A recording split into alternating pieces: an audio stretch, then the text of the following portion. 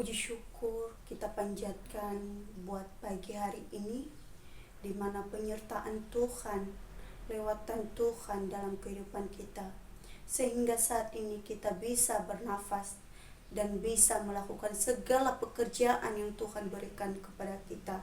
Itu adalah kuasa dan kesetiaan Tuhan.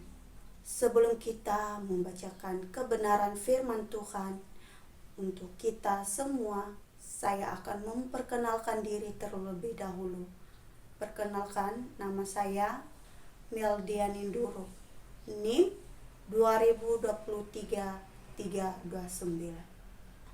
Baik, sebelum kita akan membacakan kebenaran firman Tuhan terlebih dahulu, saya akan memberikan tema, yaitu kemerdekaan dalam Kristus.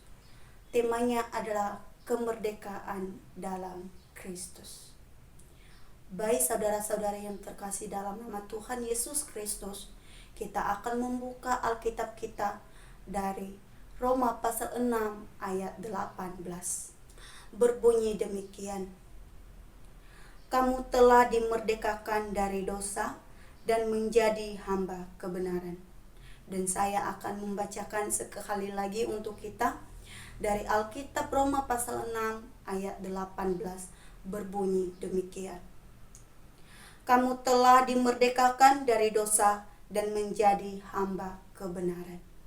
Kita tahu, saudara-saudari yang terkasih dalam nama Tuhan Yesus, kemerdekaan untuk kita adalah itu salah satunya pengorbanan Tuhan Yesus di kayu salib. Apakah semuanya itu kita bisa merdeka tanpa pengorbanan Tuhan Yesus? Mari kita belajar bersama-sama dan merenungkan kebenaran firman Tuhan ini. Pengorbanan Tuhan Yesus di dalam hidup kita itu sangat besar. Tuhan tidak pernah memperhitungkan kasih Tuhan itu dalam kehidupan kita, karena Tuhan tahu bahwa anak-anak yang percaya kepadanya adalah memiliki kasih dan kesetiaan dalam kehidupan kita. Terkadang kita zaman sekarang, saudara, lupa cara Tuhan dalam kehidupan kita. Lupa kita bagaimana cara Tuhan saat ini, detik ini, kita bisa berada di tempat ini.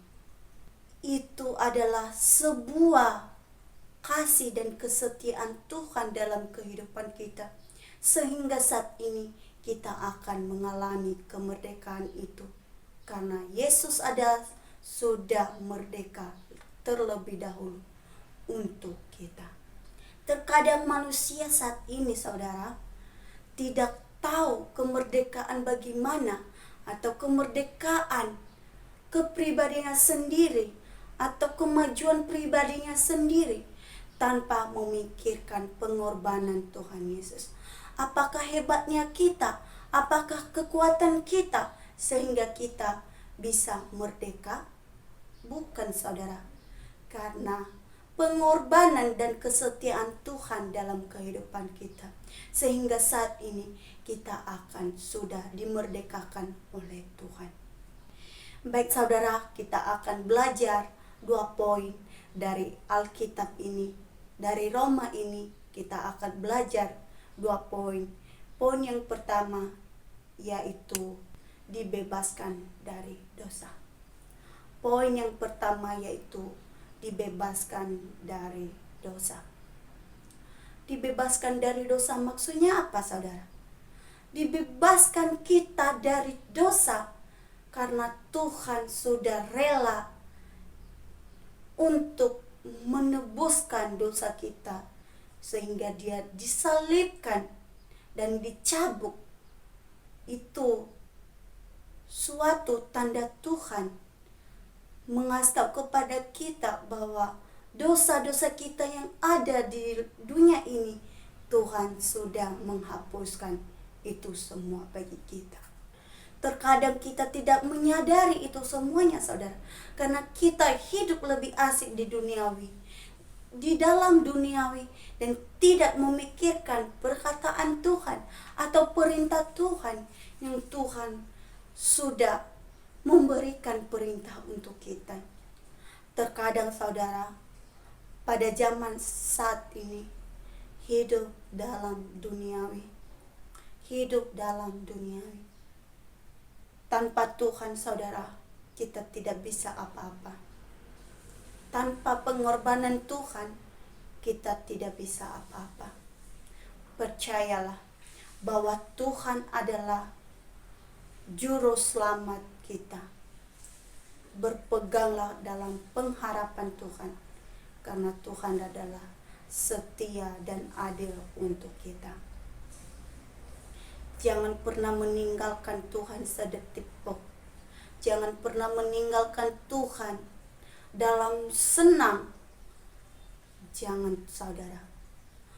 Suka maupun duka saudara, kita tetap harus mengandalkan Tuhan. Karena tubuh ini, karena hidup ini adalah milik Tuhan. Kita tidak mempunyai apa-apa. Yang memiliki tubuh ini adalah, dan yang memiliki hidup ini adalah, yaitu Yesus Kristus. Yang membentukkan tubuh ini adalah Yesus Kristus. Baik, kita akan belajar yang kedua, yaitu menjadi hamba kebenaran. Poin yang kedua adalah menjadi hamba kebenaran. Menjadi hamba kebenaran bagaimana? Mari kita belajar bersama-sama. Mentaati kebenaran firman Tuhan. Yaitu mentaati kebenaran firman Tuhan. Merenungkan firman Tuhan siang dan malam.